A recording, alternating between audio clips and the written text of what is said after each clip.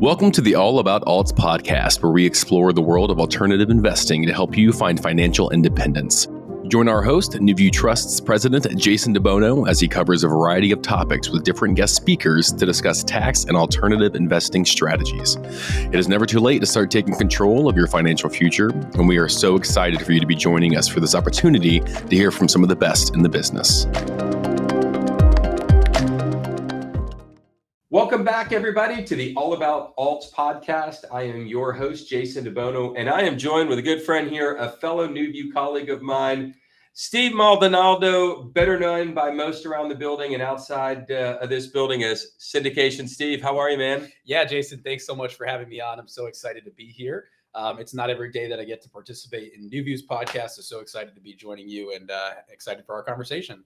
Cool. Well, Steve, Steve came to us by way of entering into sales and business development. And Steve really finds himself now running our entire syndication platform from a business development standpoint, which is pretty cool in your time that you've been here. But let's talk a little bit about what does that mean? Because I think for a lot of people, we use buzzwords. We use words like syndication and maybe we've heard them. Maybe some of the listeners have heard some of our previous guests talk about it. But let's just boil it all the way down to, bare bones. What is syndication, and why in the world would you be running a division that deals only with syndications? Yeah, it's a great point, and you kind of hit the nail on the head. It's been a popular, subject of discussion over the last couple of years, and definitely a way for people to maximize their retirement savings potential. It allows investors to get started investing in real estate without having to actually manage the day-to-day operations of a real estate investment. In essence, a syndication is a group of investors pooling their money together for a common investment purpose. Here at NuView, we more specifically deal with those that are syndicating real estate and more specifically commercial real estate. Commercial real estate comes in many forms, industrial, self-storage, mixed use, multifamily. But by all means, it's a group of people that are coming together, pooling their money and purchasing a larger asset, using the benefits of economies of scale and scalability, professional property management, and so many other ways to scale their portfolio without having to actually do the labor that's associated with those deals. In a syndication structure, there are really two active parties: the active investor, often called the general partner, and then the passive investors, which are the limited partners. Here at NuView, we service both parties. And I'm sure we'll get into that a little bit later on in our discussion. My team more specifically connects with the active investor. It's known as the general partner. Those are the individuals that actually identify the real estate opportunity and package it up to present to their investors.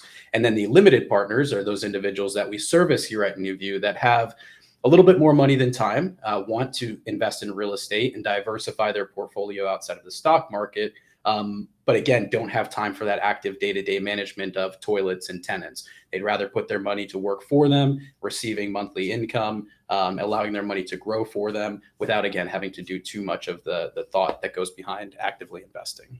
And syndications, real estate certainly being probably the most common thing we see syndicated, and sometimes that may just be timing in the market. But that also is probably because real estate is one of the most easy to understand investments for passive investors. What other types of asset classes do you see on your platform that are being syndicated outside of the real estate world? Yeah, that's a great question. I'm sure a lot of people have the same question. We just worked with a group a couple months ago that finished a raise for a medical device that would help detect specific forms of cancer. They went and raised $3 million to put into their research project and are in hopes to advance, some of their research endeavors. So it's really an exciting space to be in. Again, like Jason mentioned, we do work a lot with those that are investing in real estate. But again, syndications do extend outside of those real estate opportunities into so many other platforms. We have tech startups that approach us and work with us as a way to fund their business and startups. And so really the possibilities of syndications are endless. And at its core, it's just a group of like-minded individuals that want to come together for a common investment purpose. And that structure can be really applied to any industry. Yeah, and I think we could probably lump in private equity as a form, which, there's so many different nuances to that. Oil and gas, probably. Absolutely. So, it ranges the gamut in terms of what people are doing. And I think Steve, was very clear in kind of his explanation that really it's just a pool of investors.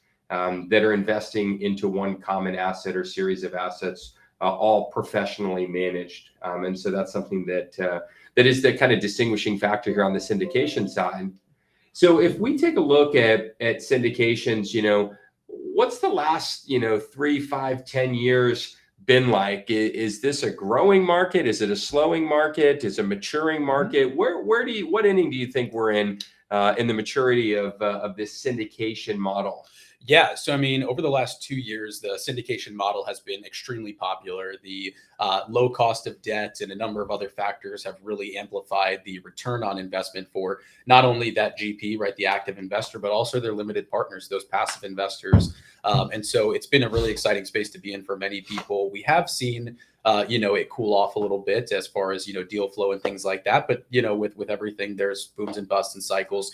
Looking a little bit further back to 2012, when the Jobs Act was passed, that's really, what kind of transformed the space for many people looking to jumpstart their small business or other endeavors. And it set aside provisions, for crowdfunding and really gave people the ability to go after new forms of capital that they otherwise wouldn't have access to. And it changed the landscape dramatically in terms of who has access to these investments. Syndications really up into the last, 10 years have really been a secret of those people that can access it. Syndications typically deal with, higher net worth individuals that can absorb the possible risk that's associated with those investments. And so for the longest time, they have really been kind of behind the curtain and offered only to those individuals who they deemed really qualified to participate in their syndications. And now we're starting to see, more and more opportunity exist for the day-to-day investor that we work with. The barriers for entry are a little bit lower. And we'll talk about, some of the additional requirements, but beyond, again, the accreditation status, it's really an interesting place to be. And again, it allows those busy professionals that have spent some time growing their nest egg, the ability to grow that much more, diversify their portfolio into something that's not stocks, bonds, or mutual funds, which are underperforming, currently. Well, when we look at the Jobs Act, and my career in this specific world, stretches a significantly longer than most, having started in the alternative space back in 2005. And, I think to your point, syndications really were those very wealthy asset class, type tools. And so we didn't see nearly as many. And with the Jobs Act and crowdfunding and general solicitation, the ability to really put these sort of assets in the hands of individual investors in the masses has been really, really cool to see. I kind of look at this, it's almost like a mutual fund, right? I mean, if you kind of think back, right, the idea of a stock was you could buy stock A or stock B or stock C. And if you knew what Apple was or Netflix, right? And so you kind of have this single point. And the average investor, maybe not so much today, but historically, right, the idea was you could pick and choose a handful of stocks, right? Buy enough for diversity, buy in different asset classes. Mutual funds came in and said, hey, I'm a really good stock person. You are not as the average individual. What if I go buy all the stocks? Sure. and I syndicate out this deal to you as an investor? And so mutual funds really paved the way for what we see in syndication today. And so we're now kind of seeing this mutual fund approach, which is regular, everyday type asset class, but available to the masses, which is super cool. And the Jobs Act really was a big Kickstarter in terms of getting that underway. One of the things that's nice, generationally, and you represent more the youthful investor that really didn't go through the 2005 run up in 2008 fall. You at the time were still too young to kind of have experienced that with your own money, maybe Sure. through your parents' lens.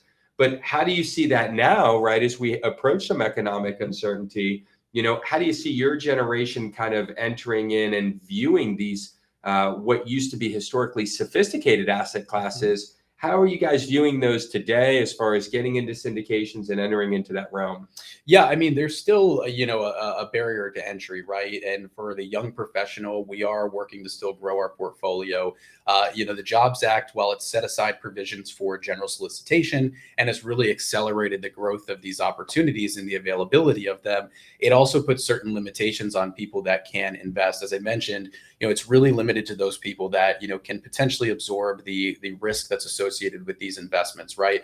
With investing in real estate, there's inherent risk. And for people that are just getting started, like myself and others alike, that nest egg is super important to them, and they may not have the ability to access those particular offerings, but it's something that interests us, right? Because again, we're working really hard to build our career. We'd love to put our money to work for us, get started in real estate. And again, people love to tell you all of their successes in real estate, but don't talk about all of the headaches and sleepless nights that they have. And for a young professional, again, that's building their career, raising a family or whatever that looks like for them, it can be hard to also juggle the active management of those. And so going back to the benefits of passively investing, it's very attractive for the young professional that has the ability to access those offerings. And so it's definitely very attractive. And for those that do have access, we're definitely seeing them go there. Yeah, and access is really an interesting, topic. If you kind of rewind the tape a little bit, let's say 20 years, access to alternatives, whether it be real estate, individual real estate, oil and gas, all of this stuff seems so foreign. Today, if you kind of think about where we are, what would historically be considered an alternative asset and been, really for the 2 or 3% of the population, these are now asset classes really that we're seeing almost becoming mainstream. Cryptocurrency would be a prime example of something that really, for my generation, I look at and I don't quite get it. It seems like an alternative to your generation, right? It's a normal asset class. We're seeing some of these crowdfunding platforms that are now taking, large scale assets and now chopping them up. Amazon has a platform that they're backing where you can go put $10 into a rental property. That's pretty cool stuff. How's your generation taking to that? Is that just a regular day? And do you guys see that as an investment into an asset, almost like buying a stock? Or do you guys still perceive it as being an alternative and either perceive it as more risky? Walk us through that, because this world is much different than what I'm used to. So I think that the message is still that traditionally, those looking to grow their portfolio for the long term need to invest in stocks, bonds, mutual funds, follow the advice of their financial advisor, traditional wealth managers, etc. Real estate is something that's, again, been on the top of people's minds for so long. And I think that for the younger generation, we're seeing more exposure on YouTube, social media, and other places where we're seeing people that have amassed wealth, and whether that's real or just for the internet, we believe that there's opportunity there. And like I mentioned before, while these syndication opportunities are a great way to grow your wealth and save for your retirement, they may not be accessible to everybody. And so for the young professional, these fractionalized opportunities into real estate, those companies that are tokenizing it and turning it into something that we know, like the cryptocurrency, it's allowing us to, it's taking down some of the concerns, some of the walls that were associated with those private investments before. It's making them more accessible and more feasible to fit into our existing portfolio. It's giving us the opportunity to kind of get our toes wet into real estate without having to invest our entire nest egg that we've worked really hard to build in the short time that we've been employed in our careers and out of school. And so, no, I think that it's very attractive. It solves a middle market problem for, again, those young professionals that haven't had the 10, 15, 20 years to save, but want to get started investing into real estate. Again, they see the benefit of not only having their money into those traditional assets, but also diversifying into these alternative investments. And when they are packaged in ways that we are familiar with, like the tokens, right? Like the cryptocurrency, we are working with a group right now, the Treasure Experience. They are raising money to go launch a treasure expedition. Okay, these guys have found millions of dollars of gold and treasure, Spanish treasure, over their career, and now they're raising money. They had an idea of tokenizing the investment, right? And so for one token, you pay $1,000. It's a fractional investment into this treasure finding opportunity, and whatever they find, you get a fractional portion of that return. So it's a really cool way to package it up, and I think that it makes it super exciting for younger people, and it simplifies it in a way that we can understand. Well, this is so cool. And it's so cool having kind of watched this evolution transpire over a long period of time. And we've always kind of said in the 18 years I've been doing this, like how can the alt space look closer to the public equity space? And we understand they're different, but they're not so different in that they're an investment that requires due diligence that you have to think out. And just like you can go pick a stock that's got a really cool story to it, you could go pick an asset in the alternative world that's got a really cool story to it. And that's a lot of fun. And so, but just because it's fun doesn't make it right. And so there's a level of due diligence that everybody needs to kind of have. But it seems to me, not only is this becoming more mainstream especially for the younger generation, that this is all they've known, all generations are getting on the bandwagon. So it's not just the people that grew up with crypto as in their face from high school, but it's actually people that have maybe never understood crypto and maybe never will, but realizing that, hey, there is a packaging approach here to a new product that I can get behind. And so I love to see it. I love to see this concept and notion that I can go out and hop on any one of these marketplaces and buy an alternative asset dang near just as easy as I can go buy a stock, bond, or mutual fund. And so, there's always winners and losers, and due diligence is critical. But what a pretty cool time, that's for sure. Oh yeah, I mean, again, you mentioned platforms, that fractionalize the real estate. It's just increased the access by so much. What's really cool, and you touched on it a little bit, is the tangibility, right? Is that I know, looking through some of the platforms that I'm on, I've identified apartments or other investment opportunities that are right in my backyard. Now, we live in a big metropolitan area like Orlando, and so it's not uncommon that those investment opportunities do happen in our market. But it's so cool that you could possibly be invested in those opportunities, drive up the street and say, like, hey guys, I own that building. And yes, you don't own the whole building, you own a fractional portion. But how cool is that? It's just the tangibility for me. I know that's what excites many of our investors, and it's what excites me a lot about what I do. And where I find most of my passion is that this isn't just numbers on a screen, and graphs and charts. This is tangible assets. This is something that you can touch, hold, feel, see. And I think that's great. Yeah. And, it does. It says a lot about an asset class when you can actually look and see what you own. Yep. And you can do that in the corporate world as well. And maybe this is a good time to kind of hold this little discussion, because I love the thread that we're on, and maybe pick back up and talk a little bit about some of the differences between asset classes as it relates to public equities. So let's definitely do that. But I do, whether you were prepared for this or not, you are going to be on the hot seat for our quirky questions of the day. So Maggie has our envelopes here. Remember, if you have quirky questions, these are all listener submitted. Send those in to us at Maggie with a Y at NuViewTrust.com with a U. So Maggie will get those. I haven't yet asked her what the actual criteria for selection and putting them on a sheet is, but maybe that'll just be a myth that we'll leave out there. But all right. If your life was a movie, who would play you in it? Oh, wow. Okay. That's a great question. Probably Vince D'Onofrio. I identify a lot with his character in many different movies. I think that we have a pretty similar humor. Now, while he's much taller than me, I think that we also fill out a similar structure. And so probably Vince D'Onofrio, if he was younger. Now I have to, I guess, lead with that if Vince D'Onofrio was 20, 30 years younger, Vince D'Onofrio. But I definitely see a lot of qualities in Vince D'Onofrio that I see in myself, and between his roles in Full Metal Jacket, Law and Order, and everything else, his characters have always resonated with me. I think that we speak, a very similar language in the sense of our personalities. And Vince D'Onofrio. All right.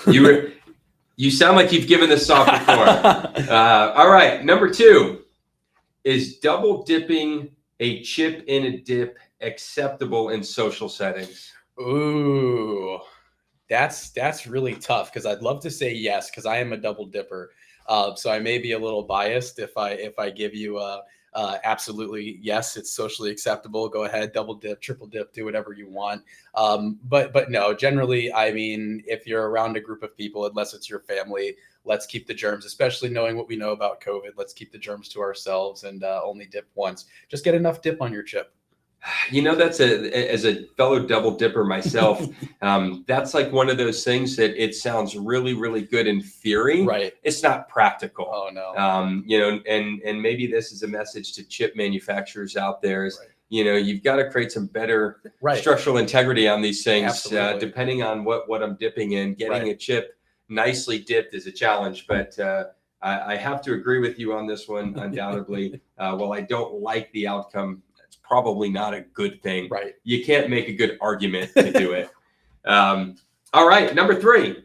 If you could instantly become an expert in any field, what would it be? Wow. I mean, I'd have to say real estate. Again, it sounds a bit biased. I'm fairly new to what I do. My journey with NuView extends a little bit beyond my actual employment here. Believe it or not, one of my earliest memories of working with NuView was actually cutting my rent check and dropping it off at the box at their front door. I learned about the power of self-directing, through my old landlord, and several years later, again, was given the opportunity to work here at NuView. And so, real estate's always been a passion of mine. It's ever changing, but there are a lot of things that history has taught us, and so there's so much to learn. And I've been doing my best, of course, with the help of NuView and all of its support to gain as much knowledge, in all the various nuances and corners of real estate. And real estate would definitely be at the top of my list. I believe that, and hearing from the people that we get to interact with every day, seeing the actual, output and outcome of their hard work and effort, real estate definitely seems to be what turns, those that don't have a lot into millionaires and a whole lot. I mean, I'm watching Winning Time right now. It's a great show. It's on HBO Max, not to plug them. John C. Reilly, again, love that character that he plays. But, Dr. Buss got his start in real estate, right? He owned a bunch of real estate in California and other places and started leveraging his real estate as a means to purchase the Lakers and turn that Lakers dynasty into $1 billion dynasty. And so it's just really incredible, the doors that real estate opens up. So if I could, go to sleep tonight and know everything about real estate tomorrow, that's what I would choose. I love that answer because I agree with it completely. And it really is. It's, real estate's an interesting asset class because it is.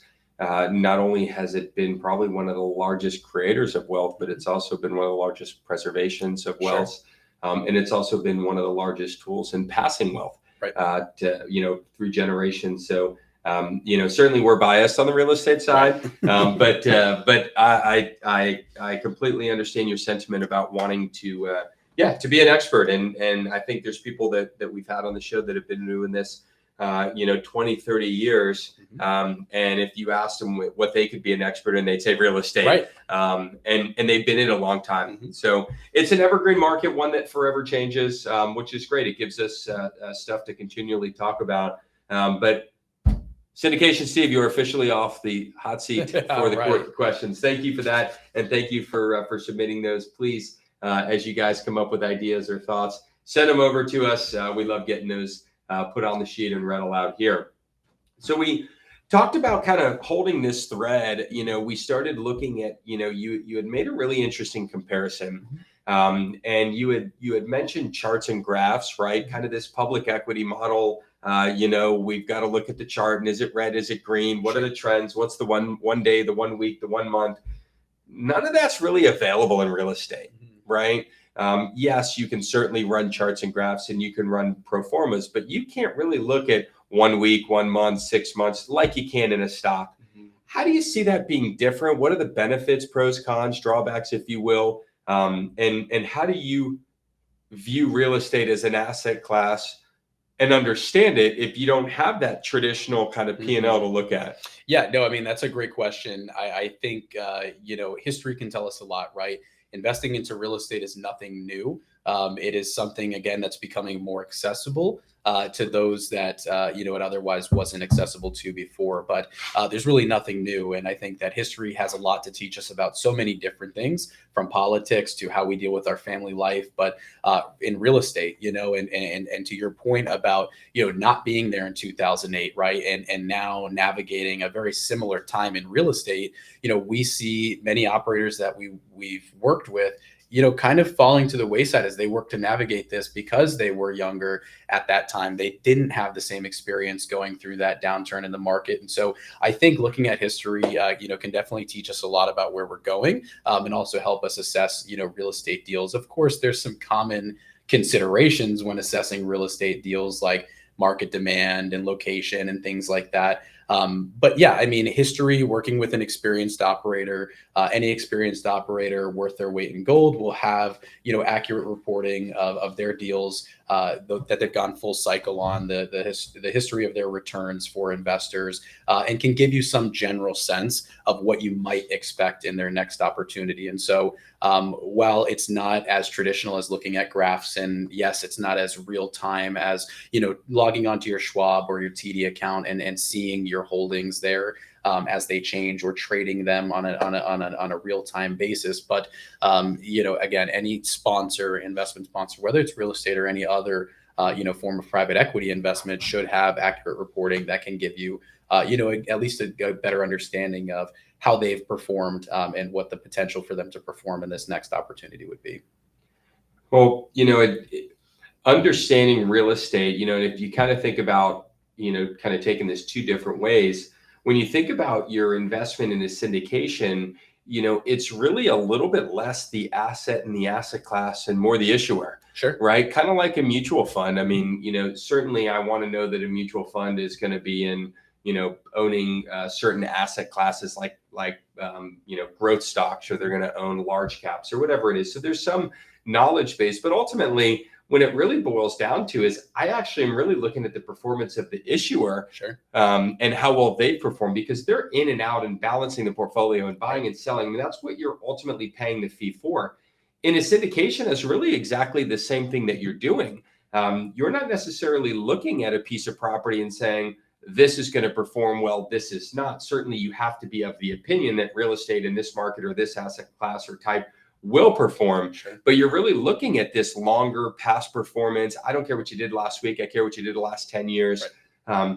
It's a very interesting approach to investing, because if you look, one of the cases that I've always made for real estate, and why I personally am a real estate investor, is because I've always gotten far more comfortable faster with the economics of a real estate deal than a stock. Mm-hmm. If I go and look today, and here we are sitting in almost Q4 of 2023. If I look today, we have the largest number of zombie corporations in public equities than we've ever had. I think the number I heard was 47%. Wow. That means that 47% of the companies that are out there today have no profit. Now, little different world today. Sure. But if I look at that and go back to the fundamentals I was taught, and the first time anyone ever told me in college about how to evaluate stocks, it was a price earning ratio. Sure. There is no price earning ratio. Right. Yet, if I look at a piece of real estate, right, I can get a pretty good understanding of how much does this cost, how much does it run it for, what are the expected expenses, and I can kind of get a very quick back of the napkin assessment on this deal. So, if you look at this on both ends of the spectrum, right, syndications mean you don't have to know and understand real estate, because you're trusting someone else and giving them the opportunity to let their experience speak for itself. Yet I still have this underlying mindset that, hey, if I needed to back of the napkin this real estate deal, I could probably do that 10 times easier than I ever could a stock. Right. How do you in the marketplace today, being that you're working with syndicators, Mm-hmm. What are you seeing out there in terms of how they're evaluating real estate? Mm-hmm. What are they seeing with current market conditions? Mm-hmm. I think we'd all agree we're in some form of correction, whether the first inning or the ninth. What are you seeing out there? Yeah, I mean, I think that despite coming off of all-time highs, occupancy rates are still high. Another thing is that there's a big demand, right? Despite about 1 million units in the construction pipeline, the United States is still underhoused by about 6 million homes. And so the potential for multifamily opportunity and other forms of real estate investing is just huge right now. And I don't think that that demand is going to go away anytime soon. And, again, we talk about multifamily, we talk about other forms of real estate, but there's such a need for, again, affordable housing, right? And there's so many opportunities that exist to provide people with affordable housing. And so, yes, I think that current market conditions have definitely cooled down. I think that certain factors like increase in property taxes, insurance, the cost of debt, and a number of other things have, significantly decreased the amount of deals that are out there, and of course decreased the some of the returns for those investors. But deals are still out there. So I think that it's important to know that, while we are working with operators, while there are operators out there navigating the challenges in the market,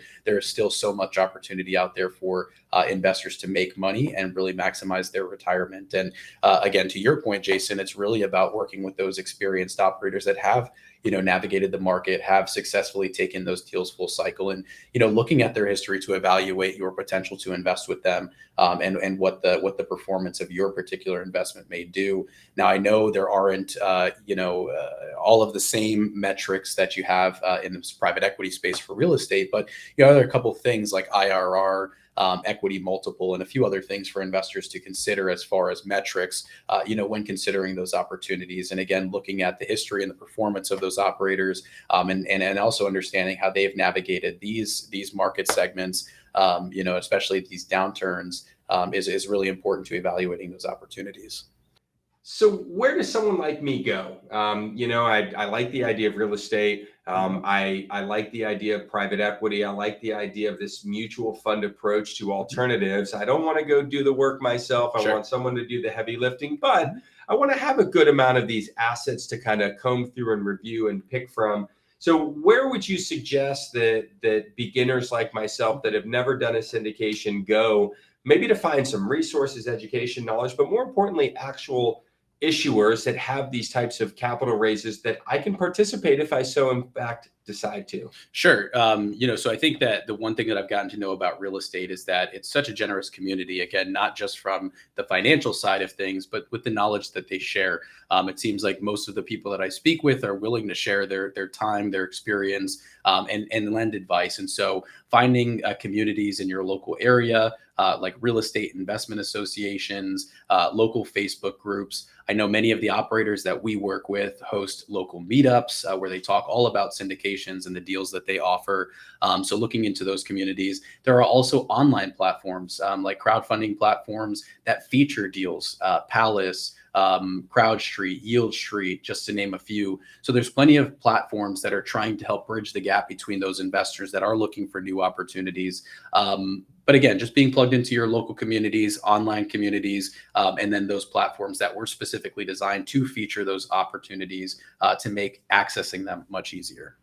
Yeah, and that to me is probably the greatest thing that's come out of this Jobs Act is, because it's digitized while not necessarily digitizing the idea of being able to buy into an alternative. And, if you really think about it, and I can't think of the name of the Amazon-backed company now, but for name branding, it's an Amazon-backed company where you can go online, look through, all of these individual properties and say like, I want to put $20 in that one and $50 in that one and $100 in that one or $5,000 in that one. That to me is such a cool place to get to in this world, because prior to that, the level of exclusivity for most people in either access to deals or if you found a deal, 25, 50, $100,000 minimum investments, it kept so many people out of this market. Sure. And now here I am, I can own, a little bit of money in 50 different rentals. And what I love about small dollar increments from an investment is if that investment returns 15%, it's still 15%, whether I owned $1 of it or $1 million of it. So it's really cool to kind of see that evolution. So let's wrap up a little bit, just kind of closing in on this idea or nuance around the IRA side. You work with syndicators and issuers and investors into syndications. but you do it in a unique environment because you work for an IRA custodian. Sure. That really solves. So what purpose do you serve for an IRA investor? What's the why behind needing you? And then how do you work with, how do you serve these sponsors and issuers as a custodian as well? Yeah, absolutely. So like I mentioned at the beginning, most of the investors that NuView services are those investors that are looking to diversify their portfolio outside of traditional stocks, bonds, and mutual funds. Now, not to say that they don't have investments there, but they are looking to expand what they are currently invested in into other offerings. And so, again, we service a pool of investors that are investing into those alternative assets. Now, for the individual looking to invest in syndication, we've explained some of the benefits, i.e. being a passive investor versus an active investor in the real estate deal, owning a fractional portion of that deal without having to worry about the actual day-to-day management. You can take advantage of economies of scale and the scalability that comes with managing multiple units within one property without having to actually own 100 different properties.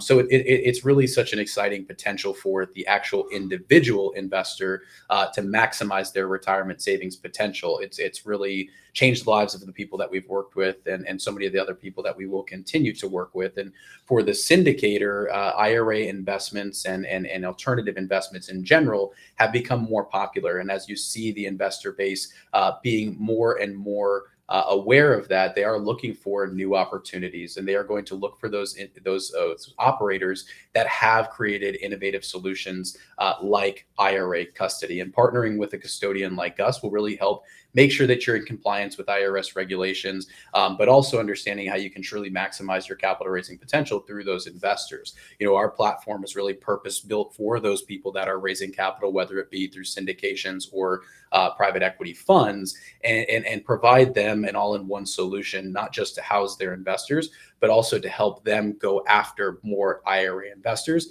and ultimately increase their investor pool. There's about $14 trillion sitting in IRAs today, and another $19 trillion in defined benefit and contributions plans that'll be rolled over in the next 10 years. And as more and more people get privy to the fact that they can put these funds into those deals, you will see that investor base grow. And so the name of the game again for the syndicator is finding money, finding capital. It allows them to grow and it allows them to continue to, help their investors. And so this IRA solution not only provides an innovative product for them to offer their investors, but it also helps them access a larger pool of capital that otherwise might not have existed. And again, partnering with an IRA custodian like NuView Trust will not only ensure your compliance, but also make sure that you're at the forefront of any new discoveries in the space, technology or otherwise, that will make things a lot more streamlined for the capital raiser as well as their investors.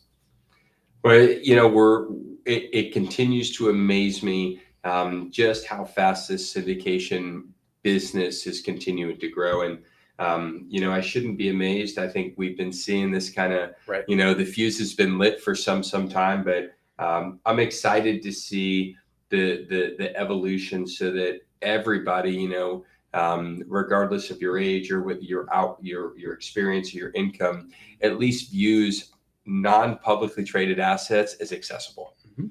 That's an exciting time to be in this industry. That's for sure. So, well, listen, we're going to let you off the hook completely here, but we're not going to do it without getting the learn before you burn guidelines. This is pretty simple here, pretty straightforward, exactly like it sounds.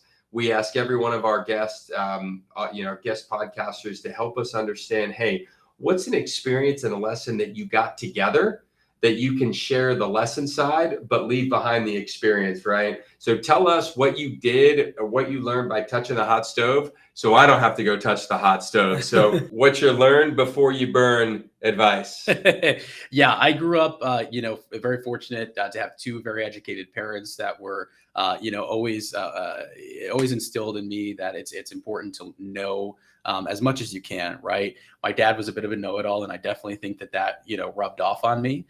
So definitely always challenged, many of the individuals that I came across. And so I think a lesson that I've learned again is that you're not always the smartest person in the room. And again, going back to a comment that I made earlier, is identifying those people that are stronger than you in certain capacities, and of course helping showcase them and supporting them in any way that you can. So just admitting that you're not always the smartest person in the room, that there's another way to flip a pancake other than your own, and just leaving the door open to exploring how other people do work.